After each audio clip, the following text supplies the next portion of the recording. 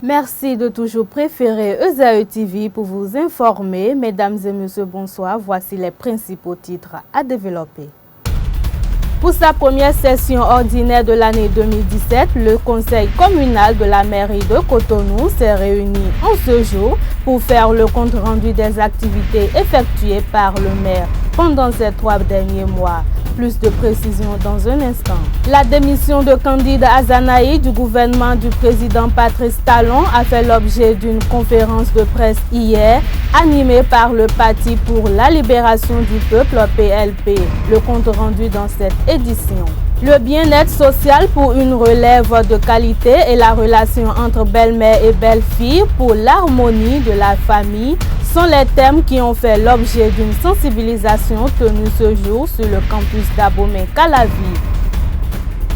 À nouveau, bonsoir. Le leadership féminin et le bien-être social pour une relève de qualité et la relation entre belle-mère et belle-fille pour l'harmonie de la famille sont les deux thèmes qui ont fait l'objet d'une sensibilisation au profit de la communauté universitaire.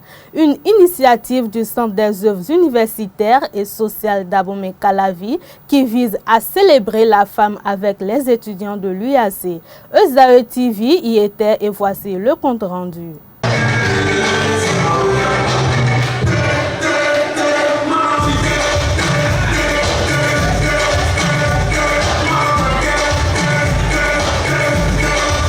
C'est dans une ambiance pleine de joie et d'allégresse que le Centre des œuvres universitaires et sociales d'Abomey-Calavi a voulu célébrer la femme avec les étudiantes de l'université d'Abomey-Calavi. Une célébration qui a été honorée par la présence du personnel du COUS, celui du rectorat et celui du ministère de l'enseignement supérieur et de la recherche scientifique. Pour la circonstance, il a été initié au profit de l'ensemble de la communauté universitaire une séance de sensibilisation autour de 2 thèmes développés sous forme de communication. Le premier, intitulé « Leadership féminin et bien-être social pour une relève de qualité », sera animé par Mme Josiane Tossou, ex-députée à l'Assemblée nationale, consultante indépendante, et qui va partager avec vous ses riches expériences et ses connaissances en la matière.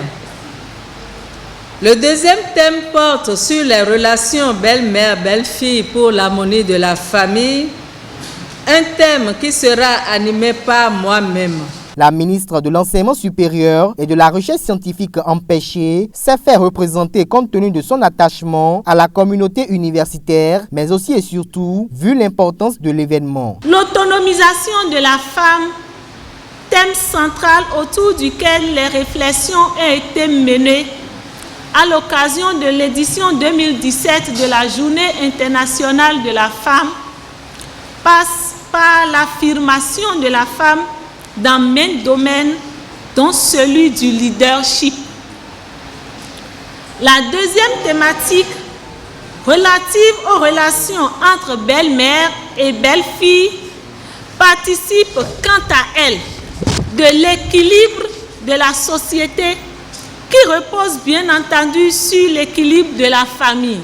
Une séance de communication qui a mobilisé une foule impressionnante composée d'étudiants et d'étudiantes. Même les persiennes de la salle ont servi d'issue pour permettre à ceux qui sont dehors, qui n'ont pas pu s'installer étant donné que la salle est remplie, à percevoir les messages que véhiculent les différentes communications. Disons que Dantopa est une entreprise. Combien d'entre vous trouvez à Dantopa? Et vous savez combien Dantopa génère par jour? Si on vous dit ça, vous allez tourner la tête. Voilà les leaderships féminins à Dantopa. Donc, rapidement, c'est très facile à une femme d'adhérer beaucoup de personnes à sa vision. Vous ne faites rien. Aujourd'hui, nous sommes des belles filles, peut-être, mais demain, nous sommes appelés à être des belles mères. Et demain, quand nos belles filles vont nous faire ça, nous ne serons pas contentes. Donc, apprenons à nos filles, apprenons dans le ménage qu'il faut respecter les belles-mères. Les différentes communications sont intercalées d'animations culturelles afin de détendre l'atmosphère et d'égayer le public.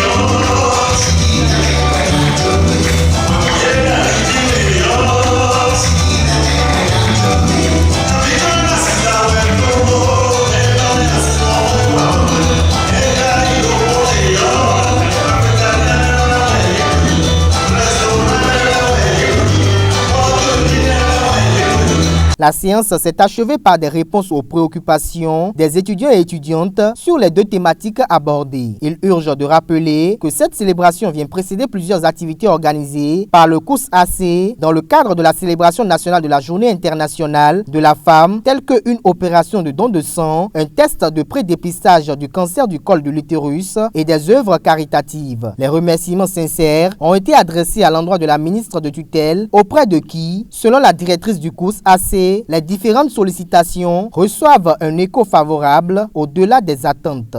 Le conseil communal de la mairie de Cotonou s'est réuni ce jour en sa première session ordinaire de l'année 2017. L'objectif de cette assise est de faire l'examen du compte rendu des activités effectuées par le maire pendant les 3 derniers mois. Plusieurs autres points sont à l'ordre de cette section ordinaire. Suivez le reportage. Améliorer la qualité des conditions de vie des citoyens et faire de la ville de Cotonou la ville d'excellence sont entre autres la mission de la municipalité de Cotonou. L'ouverture de la session ordinaire est inscrite à l'examen du compte rendu des activités effectuées par le maire et tourne autour de plusieurs points essentiels. Mon rapport d'activité des 3 derniers mois.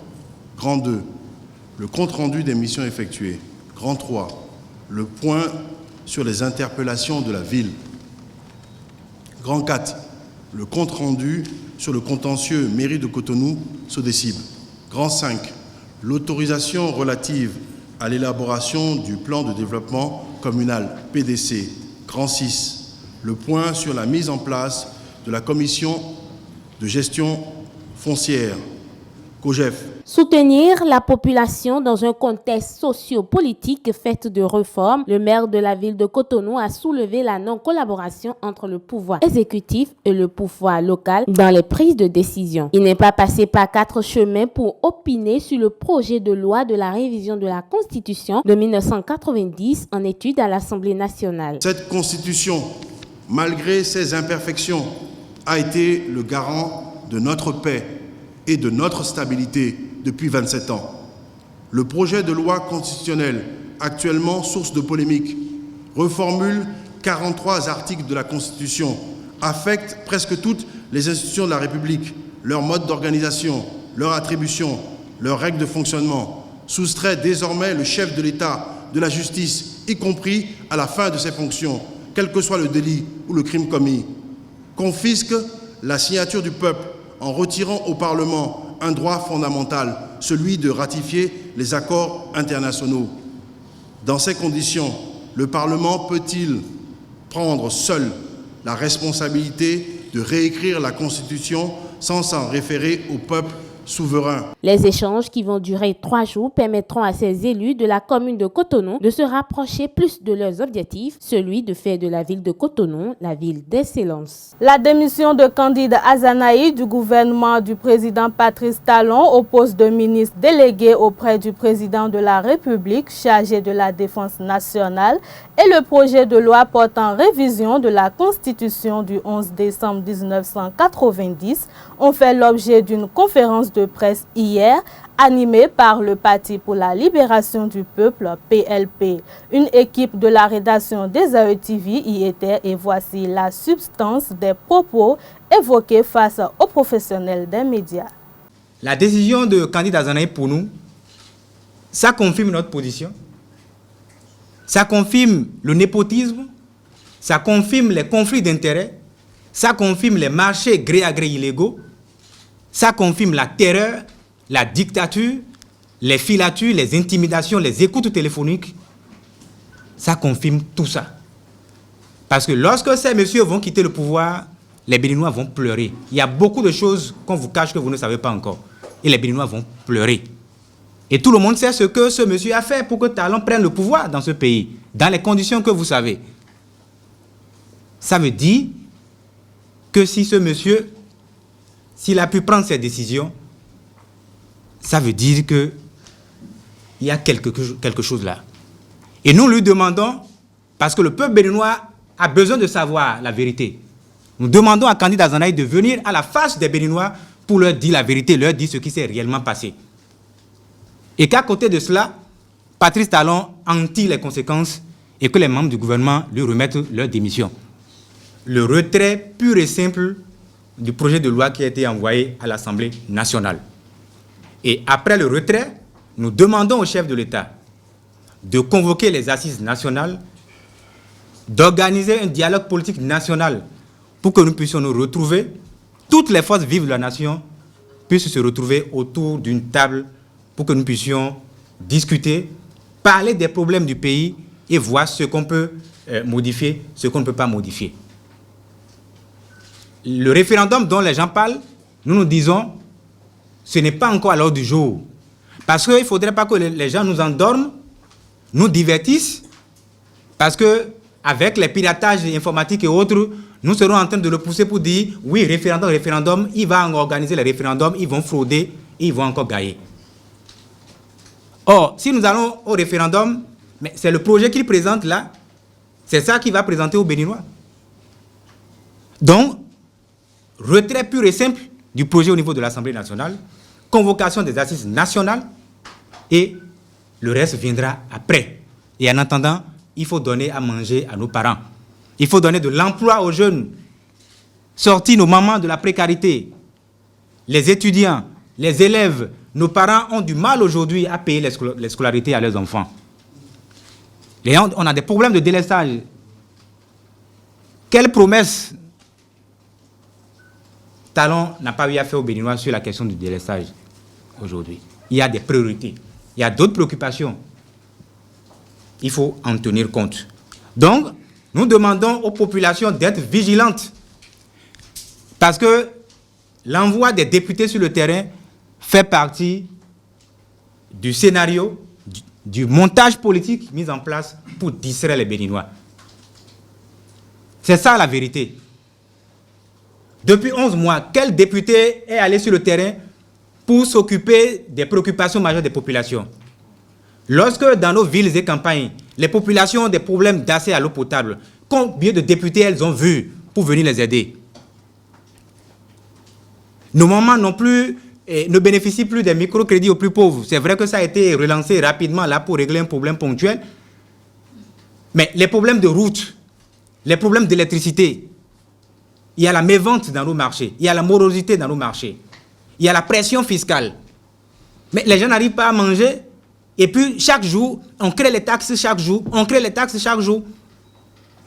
Mais lorsqu'il y a ces problèmes-là, combien de députés on a vu sur le terrain pour aller soutenir les populations? Parce qu'une seule personne mange avec 2 ou 3 personnes autour de lui et on affame les... C'est quelle politique ça? Machiavel a dit, pour aveugler son peuple, il faut le divertir et le nourrir. Mais Talon, il nous divertit tous les jours, mais il refuse de nous donner à manger. Qui nous donne à manger? D'abord, il nous divertit, on balance les trucs sur les réseaux sociaux. Nous, on a compris cette stratégie-là. On prend des décisions, on fait des audits ciblés pour en faire un instrument de chantage. On est dans les pressions fiscales, redressements fiscaux. On pourchasse tout le monde, on traque les opposants. Mais quand nous, on a dit que nos vies sont menacées, il y a des gens dans cette salle. Plusieurs questions se posent suite à la démission du ministre délégué de la Défense Candide Azanaï. À cet effet, les secrétaires généraux de la CSA Bénin et de CGTB n'ont pas manqué de faire quelques analyses. Écoutons-les au micro d'une équipe de ZAE TV. Cette démission révèle incontestablement qu'il y a un malaise au sein du gouvernement, ou tout au moins un malaise au sein de ce qu'on peut appeler les lieutenants de première heure du président Patrice Talon. Et quand je regarde un peu le timing de l'annonce de cette démission, on comprend également que c'est fait à dessein, parce que la période paraît plutôt bien choisie pour marquer un coup politique.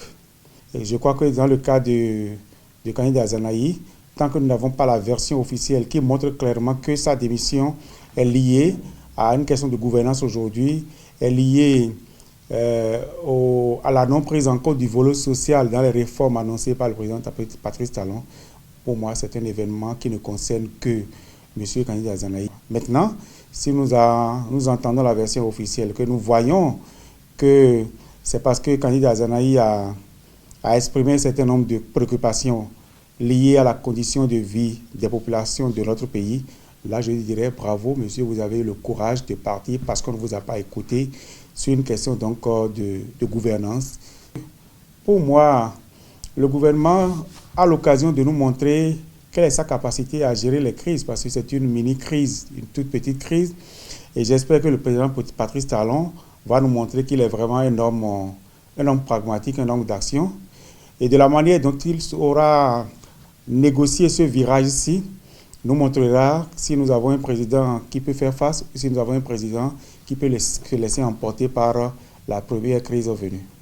Nous, en tant que citoyens, la lecture qu'on fait, c'est que ça fait une fissure à l'intérieur du gouvernement, puisqu'on sait très bien le rôle que Azanaï a joué aux côtés du chef de l'État avant qu'il ne soit élu.